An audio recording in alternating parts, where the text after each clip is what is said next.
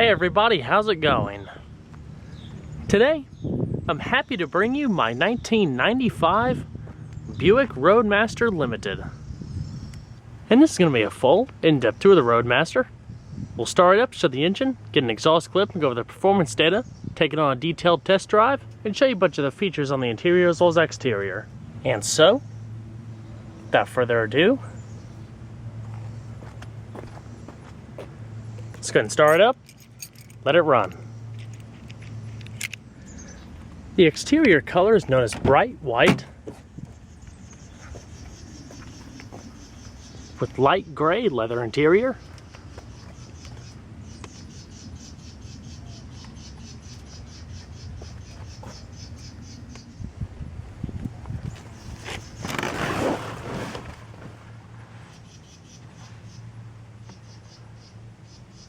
This car had 46,000 original miles on it when I first bought it. It's got just over 52,000 right now.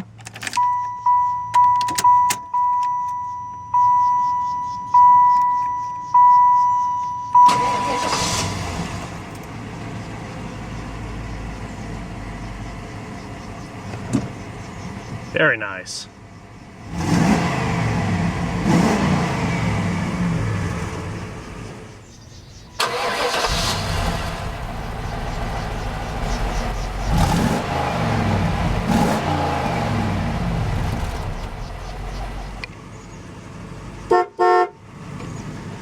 Very smooth power steering, partial leather wrapped up top as well as down below, and we'll go over a little bit more in depth about its feel as well as driving dynamics on the road. This vehicle also has GM's 4L60E 4-speed automatic transmission with automatic overdrive, smooth shifts, and unbeatable reliability. So let's go ahead and cut on the headlights. It does have automatic lights as well as the hazards. Automatic driver's side window. And let's check out the exterior, shall we? The Roadmaster is, I guess you could say, the middle sibling of the B-body vehicles produced in the Arlington, Texas factory, starting with the Chevrolet Caprice, then the Roadmaster, then the Cadillac Fleetwood. They all rode on the same wheelbase with different styling cues as well as luxury features between them.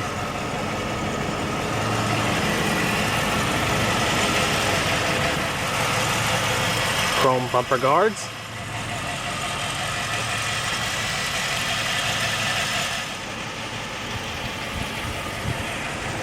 long smooth lines. In '94, the Roadmaster's facelift gave it new chrome paneling along the sides, as well as other minor unique styling cues. Optional 15-inch wire wheel covers, a part of the limited package, on white wall tires.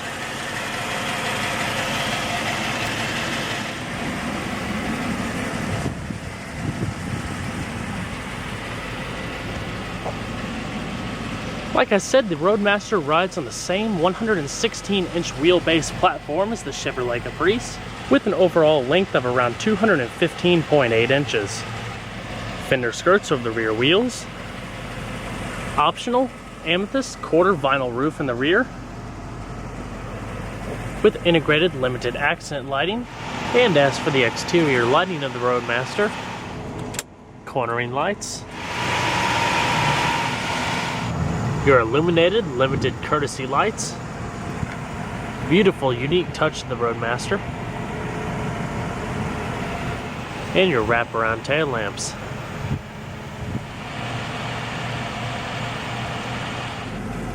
The indentations up above and below the Limited is supposed to pay tribute to the portholes of the Buick Roadmasters back in the 40s and early 50s. It's all stitched. Nice quality, gives a nice gleam and shine to the vehicle, with chrome accenting wrapping around the roof. Long sloping hood, coming off into a point at the Buick emblem.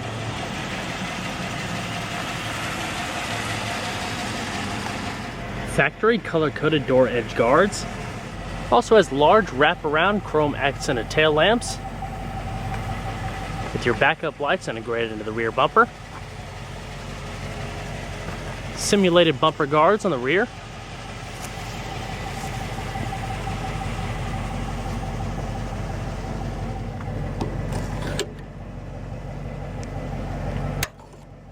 Fuel cap is located behind the plate,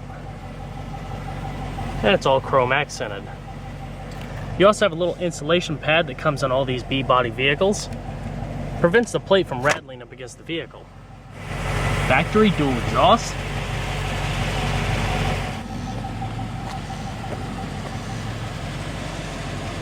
And we're going to pop the hood. In '94, the B-body's got a huge power plant upgrade. When GM implemented the 350 cubic inch LT1 V8 out of the Corvette, 5.7 liter port fuel injection. It's been detuned slightly for the Roadmaster, producing a max horsepower output of around 260 at 5,000 RPM, as well as 335 foot-pounds of torque at 3,200 RPM. Has a 23-gallon fuel tank with an EPA estimated miles per gallon rating on regular unleaded gas of 17 city, 26 highway. Roadmaster is capable of a 0 to 60 time in around 6.6 to 7 seconds, and a quarter mile time around 14.8 to 15 seconds, which are pretty decent numbers being the car weighs 4,211 pounds. And like I said, this engine is also available in the Caprice, the Impala SS, as well as the Fleetwood.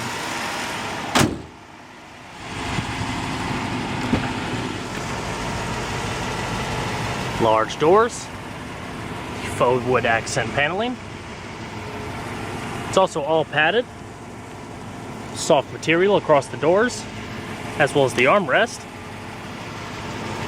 It's carpeted down below, an integrated storage pocket, as well as your door lighting and reflector for the outside.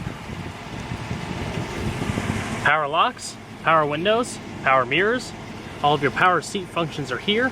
It's a fully powered leather driver's seat. It's actually part of a full bench seat system, about 45-55 split. It's a true 6-passenger car. This particular one has pretty much all of the options available on the Roadmaster, including 2-stage heated seats, power lumbar adjustment, your power recline here. As far as the controls on the door, you have your seat tilt for the back, front, as well as up, down, forward, and back. You also have 2-person memory setting for the driver's seat. The seats are very comfortable and added support with the extra lumbar. They were designed alongside of orthopedic specialists, sort of in the same fashion as the Riviera seats were designed back in the mid-90s. Very plush carpeting. It does come equipped with a tilt steering wheel. It's your park and brake release, power trunk, Twilight Sentinel. So let's go ahead and see how she sounds.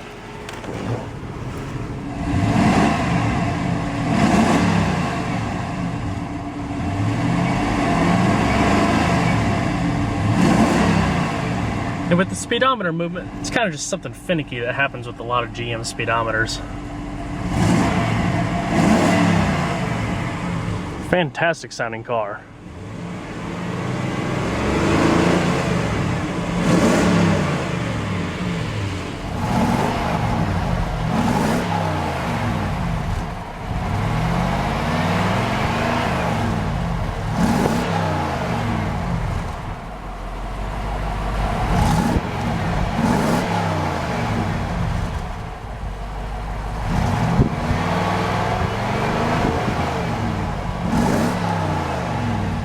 I'm going to shut her up.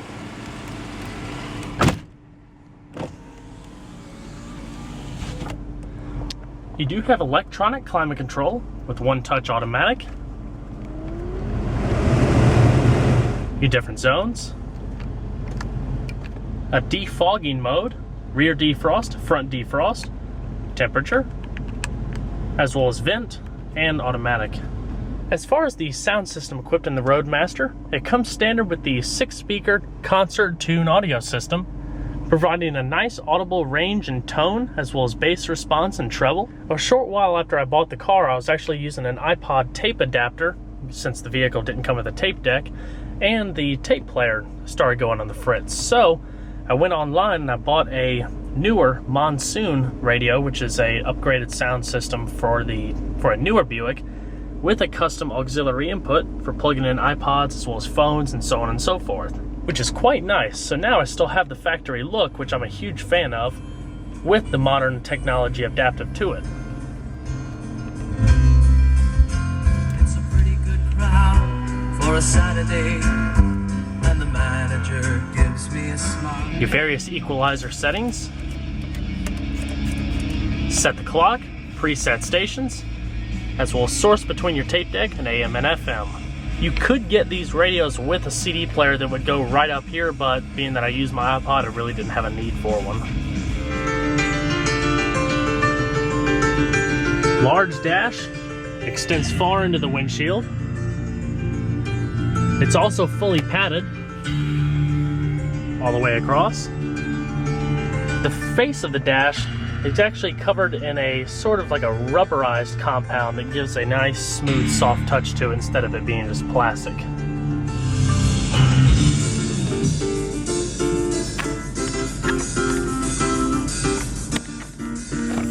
Large visors, auto-dimming rear view mirror with integrated reading lamps down below. The dash is also accented by a little bit of chrome, especially around the vents.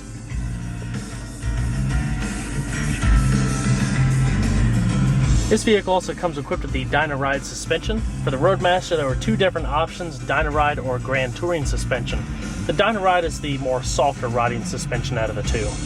Even with these B-body's characteristic body rolling, kind of wafting back and forth over bumps and so on and so forth, the Roadmaster is a lot smoother and steady with less bouncing and swaying than the Chevrolet Caprice. It's also more accurate in control, so whenever you're going over bumps and cornering in traffic and so on and so forth, it'll be a little bit more, or a bit more responsive than a Caprice. And I have driven both myself, so I can tell from experience that it is a little bit different. Power outlet down below. Fold the middle away for the 6th passenger to fit in. Revised cup holder design for 94, 95, and on. Integrated storage, changed holder, cup holders, as well as storage back here. I also upgraded a little bit of the sound system in the rear, and I just have that little remote there, and I'll explain that when I get to the trunk.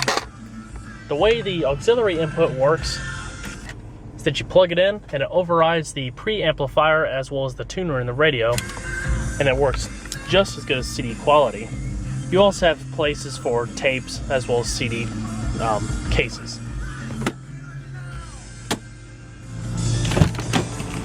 Alrighty. Just gotta shut her down.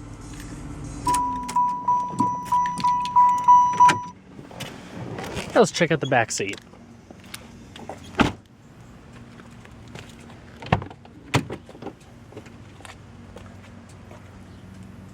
Very roomy and plush rear seating. Same door trim as up front.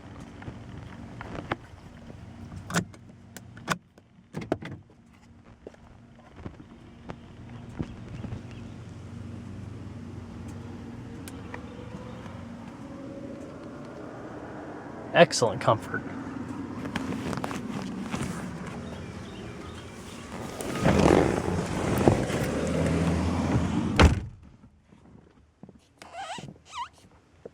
Reading lamps, coat hooks, storage pockets in the back front seats.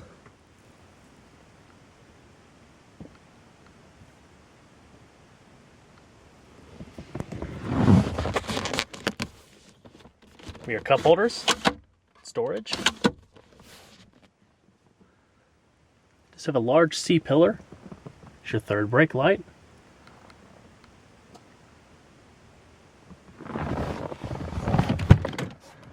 It's a magnificent car on highway journeys. Perfect for taking a little nap. Easy opening trunk. The Roadmaster boasts a massive 21 cubic feet of cargo space, which is more than enough room for anything that you need to haul with it.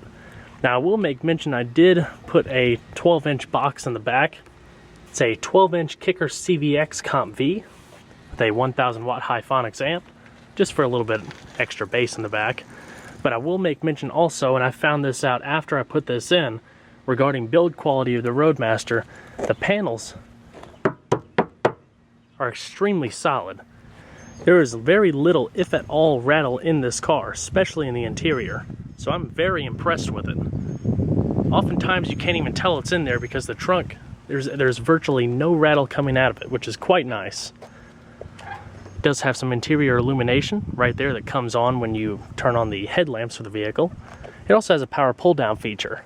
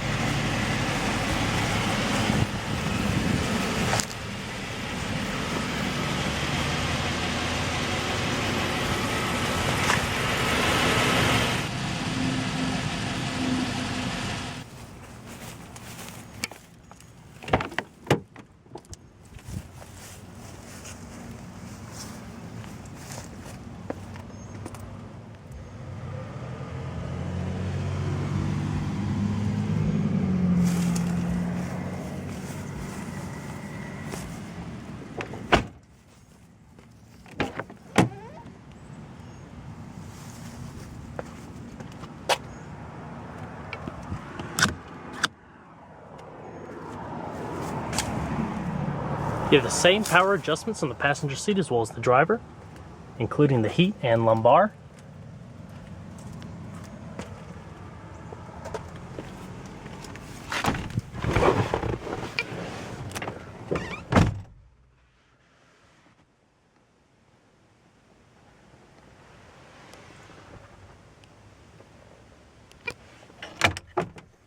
Two-tier glove box.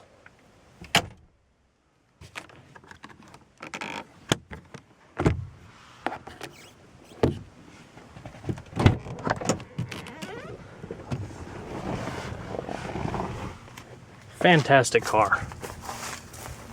Highly recommend to anyone.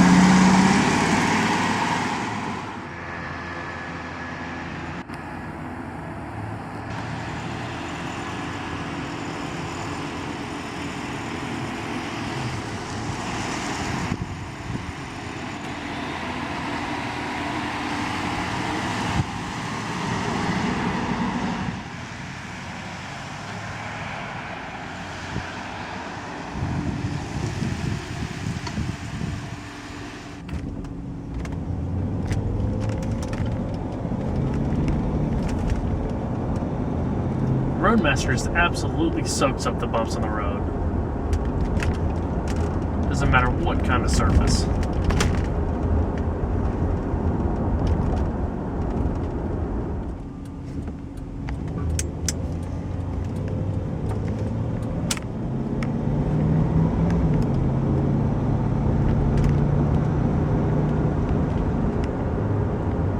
And one thing you gotta make notice about the Roadmaster is the fact that, well, it's a full frame, big bodied V8 rear wheel drive car. It's not going to handle as precisely and predictably as a, well, front wheel drive car, especially in the corners. It does have quite a lot of amount of body roll.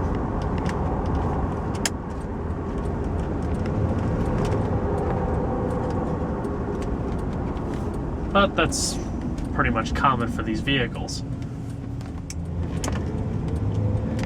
But these B-body cars are definitely some of the more comfortable vehicles I've ever driven.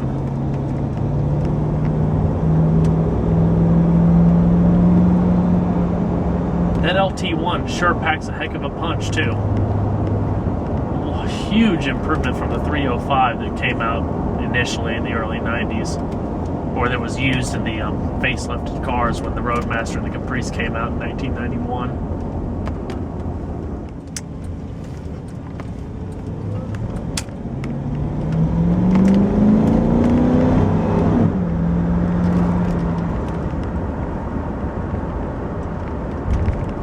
These cars also had best-in-class power for an American luxury sedan back in the day.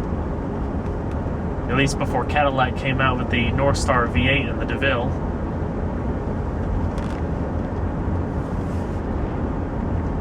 So aside from the Panther body cars such as the Town Car, the Crown Vic, and the Mercury Grand Marquis by Ford, they all have probably about, I want to say 60 less horsepower-ish, something like that. Don't quote me on that, but it's definitely a huge difference.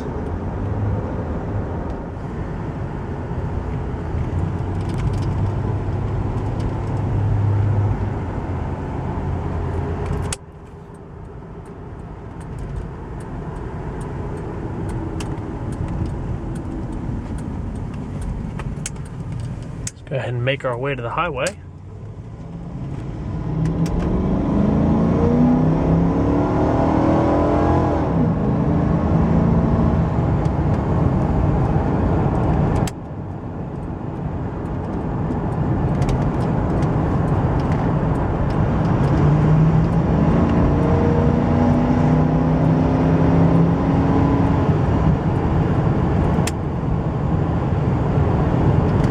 Definitely not short of power.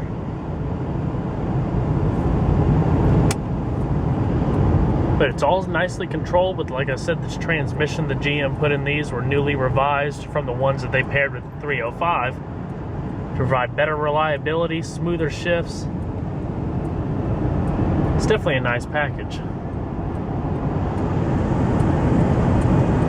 Now, I'm talking about all these good things about the Roadmaster and the B-body sedans, but there are a few downfalls for those of you who are looking at different luxury cars of this era. Like I said, first of all, the handling, it's definitely not a sports car. This one is better than the Caprice. Probably the best out of the three, since the Fleetwood was the biggest bodied car. But that being said, there is still more body roll.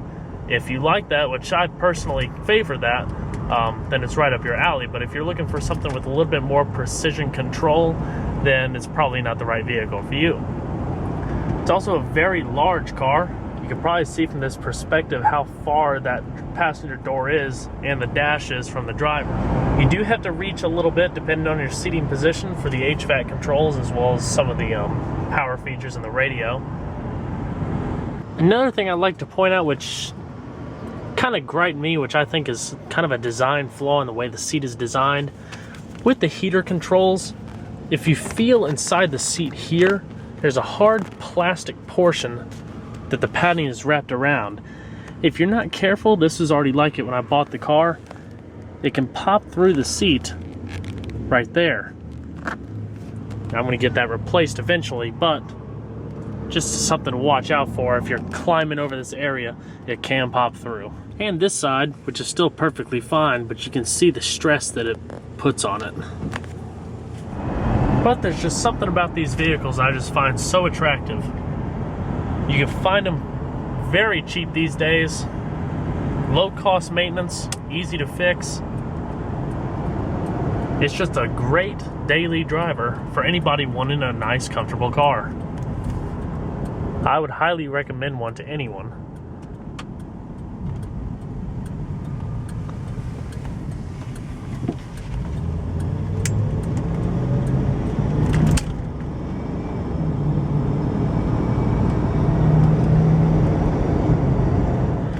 Also, another thing that I wish that they kept in the Roadmaster is, like I said, when '94, when they revised it and came out with the new interior scheme as well as exterior trim, they also came out with this new gauge cluster which eliminated the RPM gauge seen in the, well, not first generation Roadmasters, but when they first came out in the 91 generation.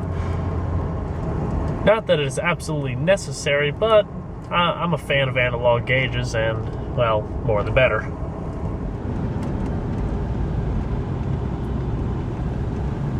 You do have light green interior illumination.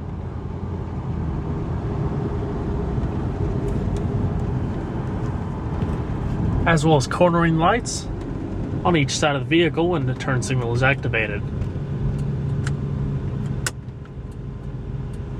So you can better see around your corners.